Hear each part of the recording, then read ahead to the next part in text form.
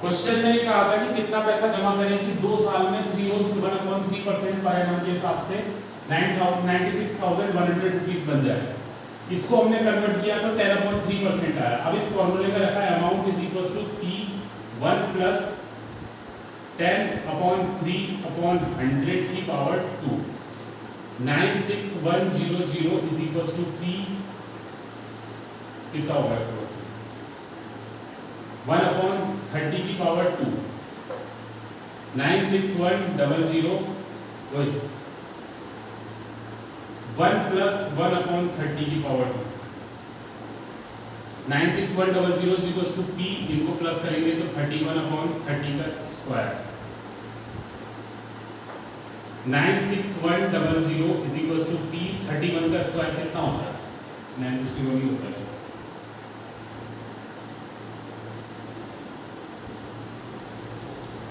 (961/900). अब ये यहाँ मल्टीप्लाई में है इज इक्वल टू के दूसरी तरफ जाएगा तो P is equal to 96100 into 900/961। 961 से ये 100 बार कट गया तो यहाँ बचा 9 1 2 3 4। इसका मतलब हम 90,000 रुपीस को इन्वेस्ट करेंगे 10/3% इंटरेस्ट रेट के हिसाब से, तो 2 साल में वो 96,100 रुपीस बच जाएगा। करो इसको। हाँ पहले भी यही मेथड था, वो मैंने गलत देख लिया था, मैंने इसको टाइम समझ के कर लिया था, तब गलत हो गया था, जबकि वो रेट था।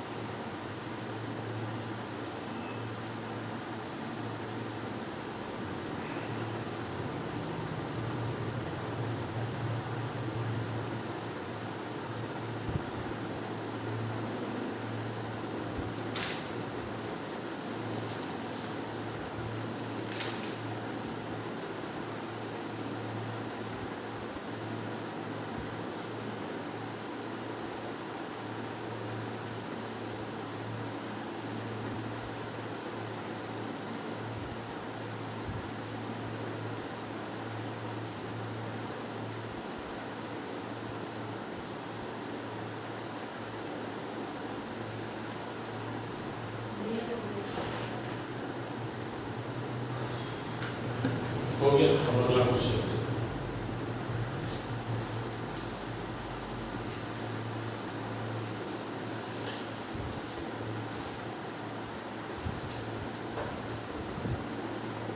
In how many years 1,000 rupees amount to 1464.10 in rate of interest 10% compounded annually।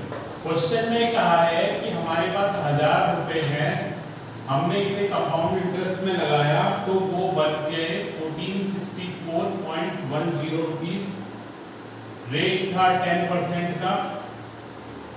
तो बताओ कितने साल में बने होंगे ये 1464 रुपीस।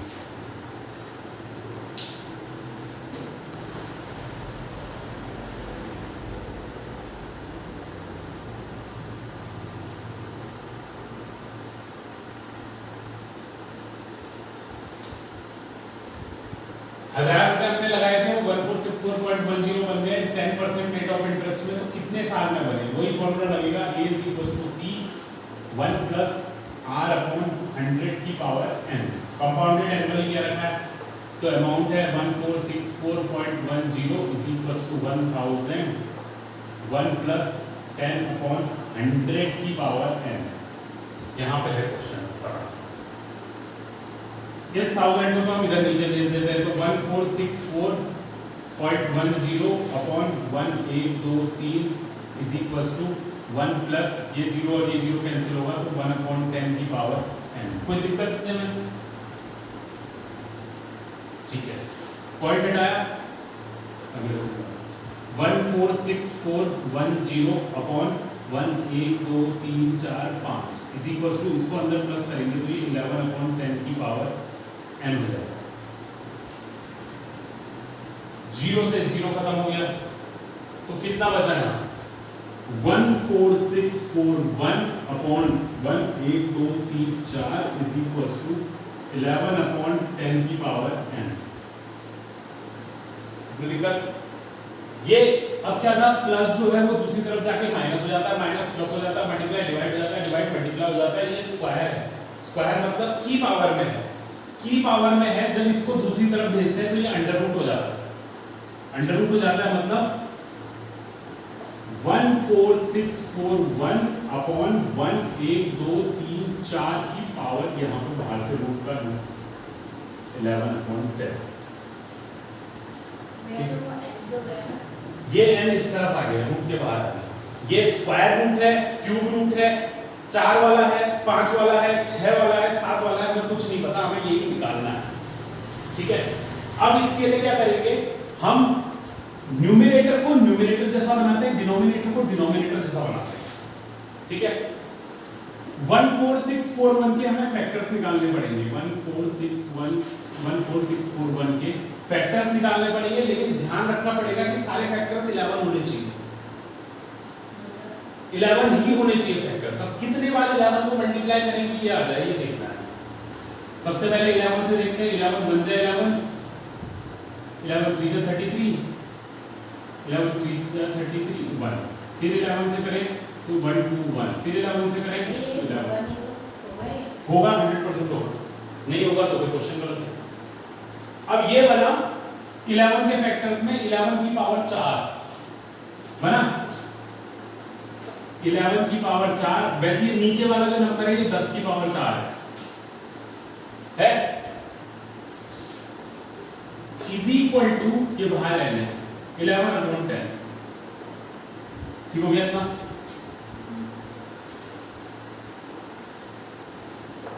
इलेवन अपॉन 10 होल की power 4 is equal to 11 upon 10, ठीक है। अब क्या होता है, अगर मैं कहता हूं कि 4 का स्क्वायर रूट, हाँ, तो मैं इसको ये लिख सकता हूं 4 की पावर 1 अपॉन 2, ठीक है। अगर मैं कहता हूं 9 का स्क्वायर रूट, तो मैं इसको लिख सकता हूं 9 की पावर 1 अपॉन 2। वैसे अगर मैं कहता हूं 5 का क्यूब रूट, तो इसको मैं लिखता हूं 5 की पावर 1 अपॉन 3। ये जो है इसकी पावर बन जाता है, लेकिन डिनोमिनेटर में जाता है, फ्रैक्शन बन जाता है। तो इसको मैं ऐसे लिख सकता हूं 11 अपॉन 10 की पावर 4, इसकी पावर 1 अपॉन n, ठीक हो गया, इज इक्वल टू 11 अपॉन 10, इसकी पावर कुछ नहीं है तो इसकी पावर 1 है, इतना ठीक है। बेस एंड एक्सपोनेंस में पढ़ा होगा, x की पावर a उसकी पावर b क्या होता है, पावर मल्टीप्लाई हो जाती है। इसकी पावर 4 है, इसके डिनोमिनेटर में 1 है, 11 अपॉन 10 की power 4 upon n is equal to 11 upon 10 की पावर 1, इतना ठीक है। 4 अपॉन n कैसे आया, समझ में आ गया। अब 11 अपॉन 10 की पावर 4n के बराबर है, तो 11 अपॉन 10 की पावर 1 के बराबर है, दोनों चीजें आपस में इक्वल है, तो इसका मतलब 4 अपॉन n जो है वो 1 के इक्वल है। क्रॉस मल्टीप्लाई करेंगे तो यहां से n की वैल्यू निकल गई 4, इसका मतलब टाइम हो गया 4 ईयर, ठीक है। समझ में आया कि नहीं आया?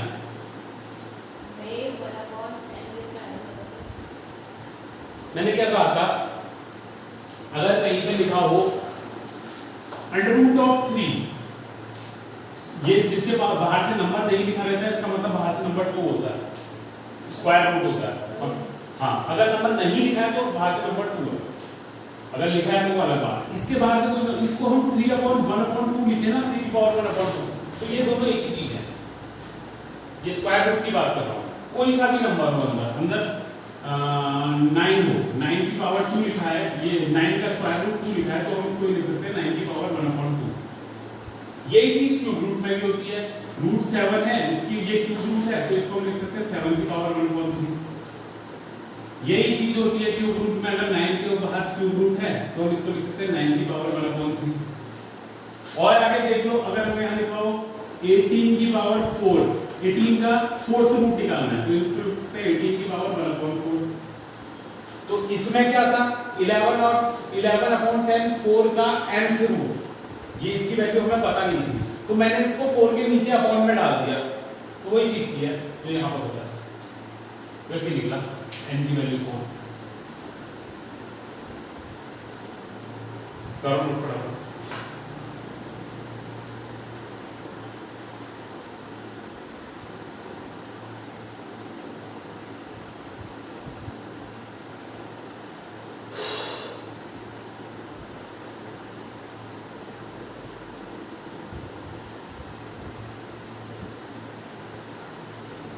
सेवंथ में बताया था हमने।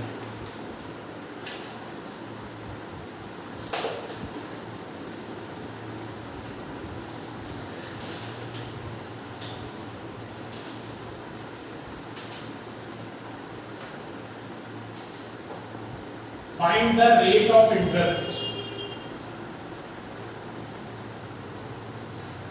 क्वेश्चन में कहा है रेट ऑफ इंटरेस्ट निकालो जिसमें कि 8,000 rupees amounts to 9261 after 3 years compounded annually। कहा है कि ऐसी रेट ऑफ इंटरेस्ट निकालो जिसमें कि 8,000 रुपए लगाए जाएं तो 9,261 रुपए बन जाएं 3 साल के अंदर। कुछ नहीं करना है, एक ही फॉर्मूला है अपना, वही चिपकाना है सब जगह, P1 + R/100 की पावर n। अमाउंट दे रखा है 9261, प्रिंसिपल दे रखा है 8,000, 1 + R हमें दिया नहीं है, इसकी पावर 3। 8,000 को पहले इधर भेज देते हैं, 9261/8,123 = 1 + R/100 की पावर 3। अब 3 इधर क्यूब में है, इक्वल टू के दूसरी तरफ जाएगा तो ये क्यूब रूट बन जाएगा। 9261/8,123 = 1 + R/100। 9261 किसका क्यूब होता है, किसका होता है?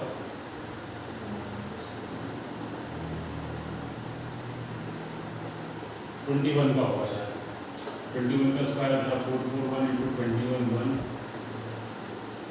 from the 4 from the 4 from the 2 from the 8 from the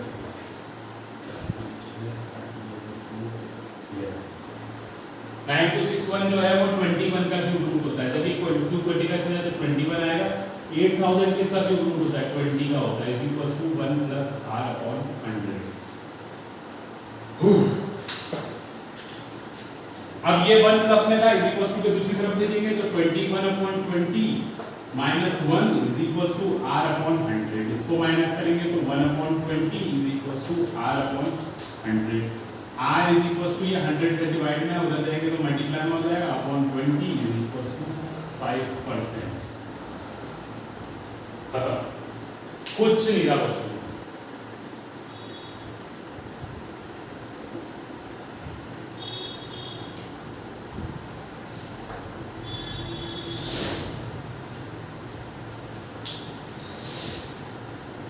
कैसे किया, कुछ पूछना है तो पूछ लेना, नहीं पूछना है तो फिर मैं पूछूंगा कभी।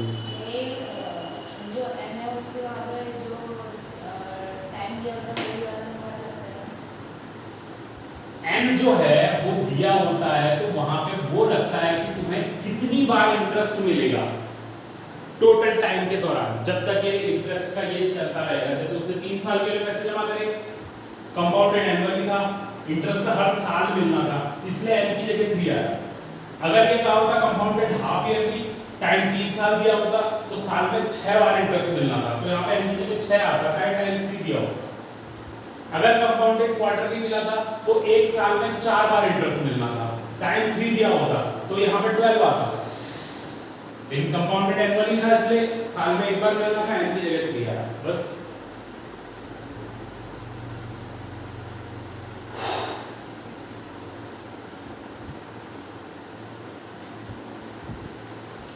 और वो सारे क्वेश्चन करे हुए होने चाहिए कल 8th 9th और उसका सेकंड पार्ट।